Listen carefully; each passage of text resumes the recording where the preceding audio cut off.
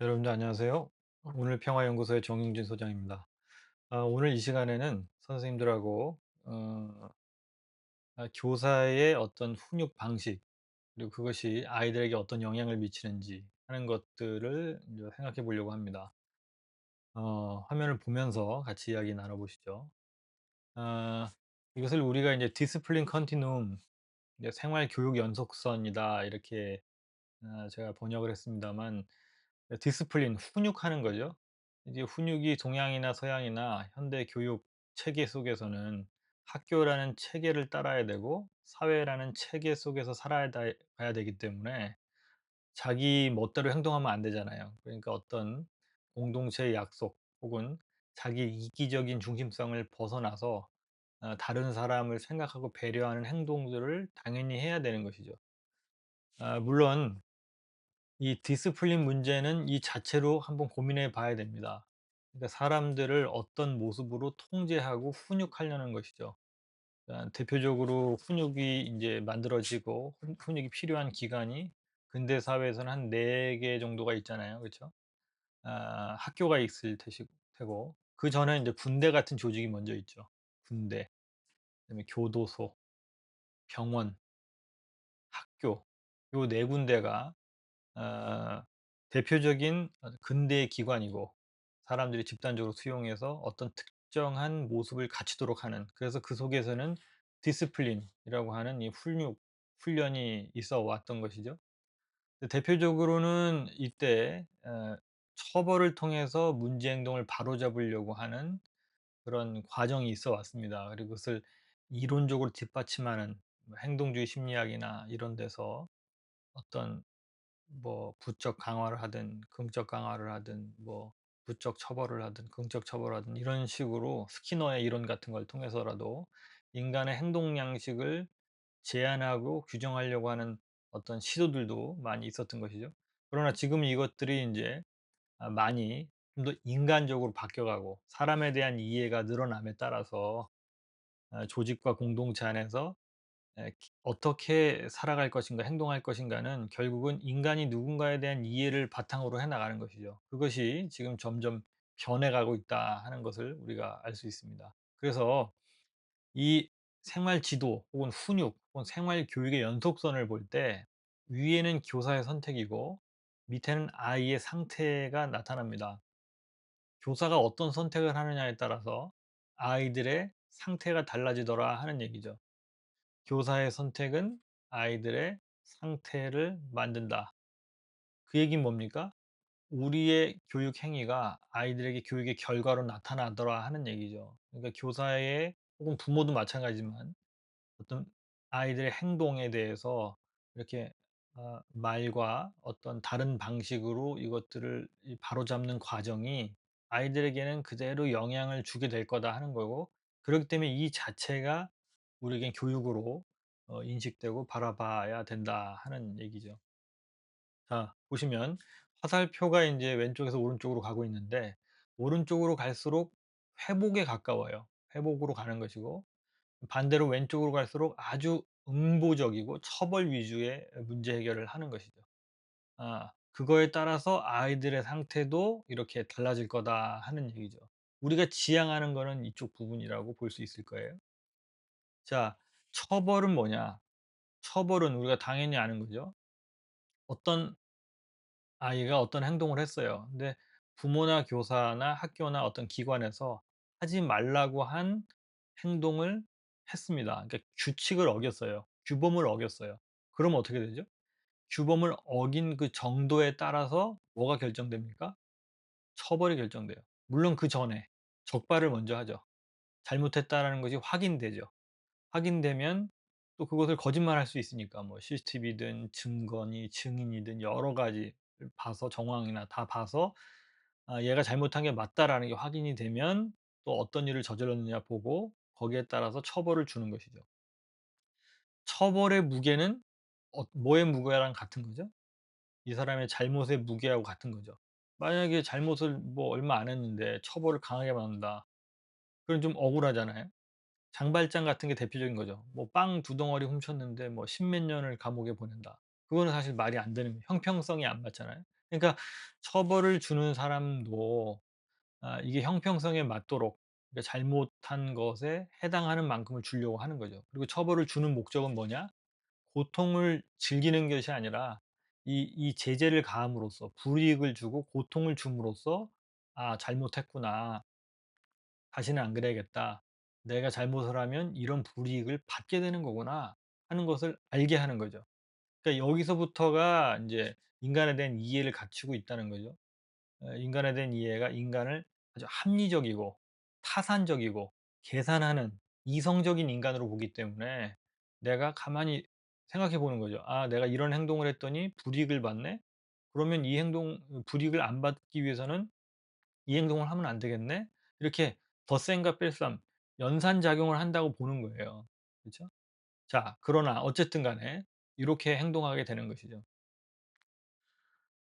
그러면 어 그럼 어떻게 되느냐. 교사가 처벌 위주로 하게 되면 아이들은 아 어떤 상태가 되냐? 문제 해결을 외부에 맡기는 상태가 되는 거죠. 나는 잘못을 했지만 문제 해결을 해 주는 것은 내가 아니라 선생님이나 어른들이 해 주시는 거죠. 하라고 한 그 해법을 나는 따르고 지키기만 하면 되는 거예요. 만약에 잘못했다. 벌을 내렸다. 뭐 내린 벌을 다 수행했다. 그럼 더 이상 죄를 묻지 않죠. 다음부터 또 하지 마. 다음부터 안 하면 되는 거예요. 안 하면 이런 걸 안 걸려요. 만약에 하면 걸렸다. 그럼 또 하면 돼요. 또 그 처벌을 내리는 것에 대해서 수행하면 되는 거죠. 그럼 문제가 해결되는 거예요. 그러니까 계속적으로 문제를 일으키는 것은 내 안에 있지만 문제를 해결해 주는 것은 외부에게 머물러 있는 상태에 있는 것이고 통제된 상태에 있는 것이죠. 그리고 이거의 문제는 처벌권자 혹은 통제권자가 사라지면 문제 해결이 외부에 있기 때문에 내부적으로 자기가 스스로 문제 해결할 수 있는 능력이 없기 때문에 이 문제가 반복된다는 얘기죠. 그렇기 때문에 선생님들이 이 얘기를 많이 들으시는 거예요. 학교에서 아이들이 문제를 일으켰다. 그래서 학부모한테 전화해죠. "어머니 아이가 이러저런 문제를 일으켰어요. 오늘 이런 일이 있었습니다." 라고 하면 대번에 그분들이 뭐라 그럽니까? "우리 애가 그럴 애가 아닌데요. 우리 애가 그런 거 안 하는데요." 이렇게 얘기하죠. 왜 그렇게 생각해요? 집에서는 이걸 해요 안 해요? 안 하는 거죠. 왜 안 합니까? 혼나니까. 무서우니까. 부모가 굉장히 응보적이고 무서운 부모 아래에 있는 아이들은 그 부모가 있는 곳에서는 문제를 일으키지 않죠. 하지만 교실에서는 더 이상 그 무서운 부모가 없기 때문에 문제를 일으키게 되고 부모는 그걸 모르죠. 전혀 그런 애가 아니라고 생각하는 거죠. 왜냐? 내 앞에서 그런 일을 한 적이 없기 때문에. 자 이 얘기는 뭐냐면 우리가 처벌을 통해서 문제 해결을 해 준다고 보지만 당장 통제를 당할 때 처벌권자가 있을 때는 문제가 해결된 것 같지만 사실은 그렇지 않다. 처벌권자가 사라지면 문제 해결 능력이 없기 때문에 또 문제가 일어난다는 거죠. 그러니까 어떻게 해 줘야 되냐면 조금 더 나은 해결책은 인과관계를 만들어 주는 거예요. consequence라고 되어 있는데 어떤 A라는 문제를 일으켰으면 그것을 깨닫게 하기 위해서 B라는 해결책을 주는데 전혀 연관이 없는 처벌을 주는 게 아니라 그것을 하게 하는 거죠. 예를 들면 화장실에서 소란을 피웠어요. 그래서 애들이랑 장난치다가 화장실 문짝을 발로 뻥 차 버려서 그게 망가뜨렸습니다. 그러면 어떻게 됩니까?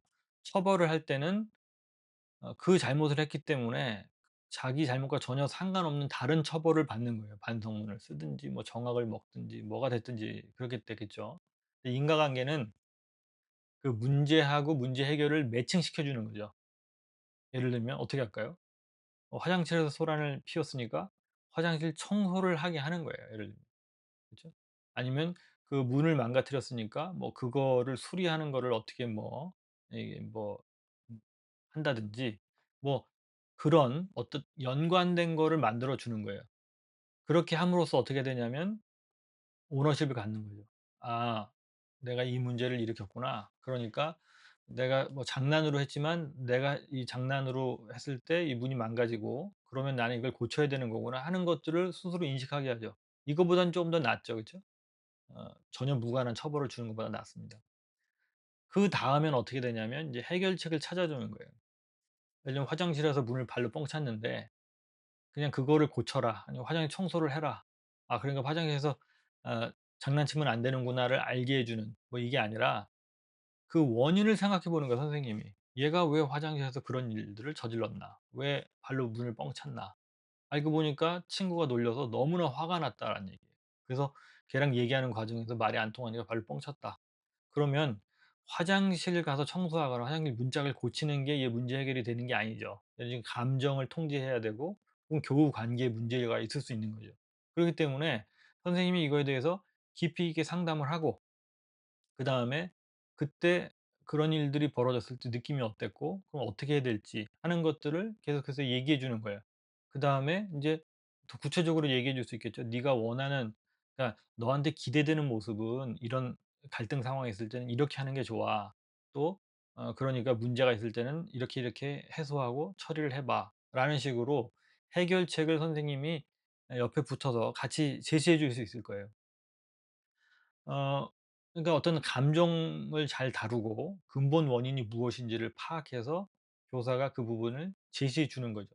물론 좀 더 어렵습니다만 아이 입장에서는 그럴 때 인제 주도권을 갖게 되는 거죠. '아 내가 그런 얘기를 들었을 때 감정적으로 아주 격발됐구나. 이 감정을 내가 이게 다스리려면 이렇게 해야 되는 거구나. 그리고 이런 문제가 생기면 또 선생님한테 얘기하라고 그러는구나.' 하는 것들을 스스로 지금 생각하면서 점점점 문제 해결에 주도권을 가지고 나가게 되는 것이죠. 어떠신가요? 이게 처음에 처벌을 줄 때보다는 많이 나아졌죠. 그러나 여기 지금 제가 빨갛게 쓴 것처럼 여기서부터 여기까지는 지금 해결책 찾기는 처벌보다는 좋고 인간관계보다는 낫지만 모두가 다 지금 문제 해결을 누가 해 주고 있냐면 아이가 하는 것이 아니라 교사가 주도하고 있는 거죠. 제3 자나 어른, 교사, 부모가 좀 더 나은 사람이지만 이 부분을 주도해 가고 있어요. 아이들은 따라오고 있습니다만 여전히 그 속에서 수동적이고 어 이 교육받는 대상으로 머물게 되는 것이죠. 그런데 회복적 생활 교육은 여기서 한 단계 더 나아간다는 얘기죠. 여기서 당사자와 공동체가 참여하도록 만드는 거예요. 그러니까 문제 해결의 주도권을 더 나아가서 이 아이가 직접 갖도록 하는 거죠. "화장실에서 문제가 일어났다." 그랬을 때 계속해서 질문을 하는 거죠. 선생님이 원인을 파악한 다음에 "아 너가 이랬으니까 이렇게 해라."라고 해결책을 제시해 주는 것이 아니라 그때 상황이 어땠는지를 물어보죠. 무슨 일이 있었고 또 친구하고 말다툼해서 감정적으로 그랬고 그럼 그때 네가 어떤 감정이 느꼈고 그래서 문을 그렇게 했을 때 그러면 그 피해가 어떻게 되는 것 같은지 어떻게 해결할 수 있는 것 같은지 다른 사람은 어떻게 느꼈을 것 같은지 이거를 질문과 대화를 통해서 이 아이가 문제의 행동을 했을 때의 맥락을 자세히 들여다보고 그때 자기의 감정을 생각해 보고 모든 갈등의 뿌리에는 욕구와 필요가 있어요. 어떤 욕구와 필요가 그런 거친 행동을 만들어냈는지를 스스로 깨달을 수 있도록 질문해 주고 도와주는 것이죠. 그러면서 알아차리게 하는 거예요.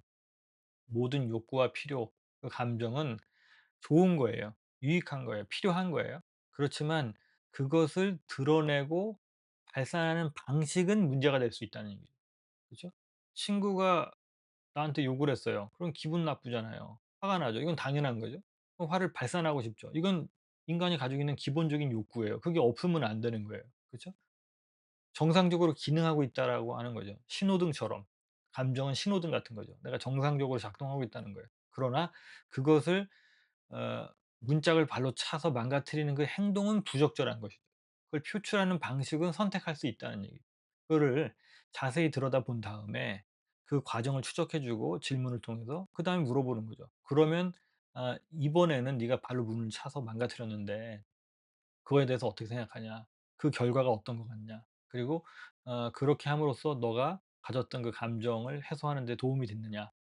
이런 걸 통해서 '앞으로 어떻게 해야 되겠냐.' 여러 가지 다른 차원에서 이것들을 질문을 하고 결국은 그래서 네가 한 행동의 영향, 누가 피해를 입었고 그럼 이 피해를 어떻게 바로잡을 수 있겠냐. 이 문제 해결을 위해서 네가 어떻게 하면 좋겠냐라고 질문을 해 주는 거예요. 그럴 때 얘는 그게 화장실 청소가 됐든 문장을 고치는 게 됐든 뭐가 됐든 간에 자기 스스로 고민을 해야 돼요. 내가 이 행동을 그러니까 내가 이런 맥락 때문에 화가 나서 이런 행동을 했어. 그것까지는 내가 뭐 어쩔 수 없어. 그리고 선생님도 그걸 인정해 주셨어. 그러나 내 행동 때문에 지금 문짝이 망가지거나 애들이 겁먹었대. 그거는 내가 만든 문제고 내가 해결해야 될 문제야. 그럼 어떻게 해야 될까? 이걸 고민하는 거예요. 내가 반성하는 차원에서 '화장실 청소를 하겠다.' 이럴 수도 있는 거고, 내가 이거를 망가뜨렸기 때문에 '내가 직접 고치겠다.' 이렇게 얘기할 수도 있고, 그거 뭐 망가진 부분을 뭘 붙여서 어떻게 응 복구하겠다. 어설프든 뭐가 됐든 간에 자기가 문제 해결에 대해서 고민하게 만드는 거죠. 그리고 또 질문하죠. "아 그럼 문짝은 해결됐는데 애들 그 욕먹은 아이, 그때 놀란 아이는 어떻게 될 것 같아? 아니면 선생님은 어떨 것 같아?" 그래서 사과가 필요하다. 예를 들면 얘가 자기의 영향이 어디까지 미쳤는지를 이해할 수 있도록 계속해서 질문해 주고, 그것을 이해하고 파악했다면 바로잡을 수 있는 길을 스스로 찾아갈 수 있도록 도와주는 것. 이것이 인제 회복적 질문이고 회복적 교사의 역할이다라고 할 수 있습니다. 그리고 그걸 통해서 우리는 아이들이 아 외부의 문제 해결에 맡겨둔 상태였다가 점점점 이제 문제 해결을 자기 스스로 내재화하고, 비슷한 문제가 생겼을 때는 어떻게 해야 되는지, 전에는 "걸리지 않으면 된다. 걸렸을 때는 하라고 한 처벌을 잘하면 된다. 잘 넘어가면 된다." 이렇게 됐던 것에서 이제는 비슷한 상황이 됐을 때는 내가 어떻게 처리해야 될지를 인제 알기 때문에 고민해 보고, 또 막상 문제가 벌어졌을 때도 내가 빠져나갈 구멍을 생각하는 게 아니라 '어떻게 책임져야 될까? 어떻게 원래대로 돌이키도록 회복해야 될까?' 하는 부분을 고민하는 쪽으로 인제 생각이 발전할 수 있다는 얘기죠. 그걸 우리가 인제 지향하는 것이 회복적 생활 교육이라고 할 수 있습니다. 자, 그러면 마지막으로, 그럼 우린 처벌은 무조건 하면 안 되고 무조건 질문하고 회복적으로만 해야 되느냐? 그렇지 않습니다. 제가 다른 영상에서 말씀드린 것처럼 피스 키핑, 그러니까 관리와 통제도 하고, 피스 빌딩, 같이 평화를 만드는 작업도 하고, 피스 메이킹, 선생님이 직접 개입해서 평화도 만들어 주고, 이 세 가지는 동시에 같이 병행해서 이루어지는 것이죠. 따끔하게 혼내고 처벌을 줄 수도 있어요. 그러나 처벌을 주더라도 회복적 관점에서 주라는 거죠. 무슨 얘기냐면, 잘못을 했을 때 처벌을 주는 것이 과연 잘못한 아이들이 잘못을 이해하고 깨닫는지, 그리고 자기가 잘못 때문에 만들어진 문제를 바로잡고 그 영향을 이게 바로잡는 것에 도움이 되는지, 책임을 지는 것에 도움이 되는지, 그런 측면에서 처벌을 주라는 거죠. 혹은 처벌을 주고 났다 하더라도, 이건 무관한 처벌을 준다 하더라도 경각심을 주기 위해서 회복을 위한 다른 조치가 사후적으로라도 계속해서 들어가야 된다는 거죠. 그러니까 처벌이 처벌에서만 끝나지 않도록 계속 전체가 이 회복이라고 하는, 혹은 회복적 생활 교육이라고 하는 전체적인 인식 속에서 처벌이나 인과관계나 해결책이나 이것을 위치지우라 하는 얘기죠. 아이들의 성장을 위해서. 선생님이 때로는 아이들의 수준과 상태에 따라서는 처벌을 줄 수도 있고, 인과관계를 물어서 예? 어떤 예를 들면 친구를 이렇게 화나게 했다. 그럼 그 친구한테 편지를 써라. 선생님이 직접 이렇게 명령을 내려줄 수도 있잖아요. 제시할 수도 있는 거예요, 인과관계를 위해서. 그리고 해결책을 왜 자꾸 그럴 수밖에 없는지를 고민하고 상담해 줄 수도 있겠죠. 그리고 혹은 두 아이를 앉혀 놓고 대화하면서 자기네끼리 문제를 파악하고 자기네끼리 해결책을 모색할 수 있도록 도울 수도 있을 거라는 거죠. 이거를 동시에 다 같이 하는 거라는 얘기죠. 그런데 문제는 뭐냐면, 이 뒷부분, 특별히 회복적 생활 교육, 회복적 질문이나 이 조정에 대해서 모르게 되면 선생님들이 가장 손쉬운 방법이 처벌인 거예요. "조용히 해. 됐어. 이렇게 해. 저렇게 해." 뭐 하고 이렇게 강압적이고 명령을 내리는 한 가지 방식만 주로 쓰게 되는 것이고, 이게 아이들의 성장과는 무관하게 될 수 있을 거라는 거죠. 서양 속담에 이 "망치를 가진 사람의 눈에는 모든 것이 못으로 밖에 안 보인다."고 그러는 거 아니겠죠? 아이들의 상태에 따라서 다룰 수 있는 툴이 많아요. 너무 거친 아이들은 불가피하게 처벌을 줄 수도 있겠죠. 그런데 그렇게 하지 않아도 되는 아이들한테까지 망치질을 해 버리면, 그죠, 모든 것을 똑같이 하면 안 된다는 거예요. 내가 도구를 많이 가지고 있으라는 얘기죠. 여러 가지 도구를 가지고 문제가 있을 때 아이들을 거기에 맞게 다양하게 교육할 수 있도록 할 수 있습니다. 자, 오늘은 여기까지 하고요. 어쨌든 생활 교육이라는 거, 아이들의 훈육이라는 거, 이게 꼭 불필요한 건 아닙니다. 아이들이 학교에 들어오기 이전에, 공동체 생활을 하기 이전에는, 인간은 다 교육받기 이전에는 이기적인 습성을 가지고 있어요. 자기 중심적인 속성을 가지고 있어요. 그런데 이렇게 관습 안으로 들어옴으로써 공동체성을 배우고 규율을 따르고, 그 자체가 자기 중심성을 벗어나는 거죠. 자기 욕구와 욕망을 넘어서서 타인과 공동체 속으로 들어가는 거죠. 그런데 이게 지나쳐 버리면 오히려 내가 공동체적 가치 혹은 집단적인 규율에 억압되는 효과가 있고, 그리고 공동체가 원하는 그 모습, 잘하고 이쁜 모습만 내 모습이다라고 하는 자신을 분리시키는 효과가 또 있을 수 있습니다. 그렇기 때문에 교사가 이 부분을 훈육이 필요하고 하다고 해서 응징하고 통제하고 처벌하는 식으로 해서는 우리가 원하는 효과, 자기 중심성을 벗어나는 공동체적인 인간을 기르는 것이 아니라, 반대로 자기를 부정하고 공동체가 원하는 모습으로 강제화하는 그런 효과가 있을 수 있다는 얘기죠. 성장이 일어나지 않는다는 얘기입니다. 그런 의미에서 아 아까 본 것처럼 이렇게 여러 가지 기법들 혹은 이 단계를 통해서 중요한 것은 아이들이 어떻게 성장하는가 하는 것을 잘 보면서 우리가 해 나가면 좋겠다 하는 말씀을 드리면서 오늘 강의를 마치도록 하겠습니다. 다음에 또 다른 영상으로 찾아뵙겠습니다. 고맙습니다.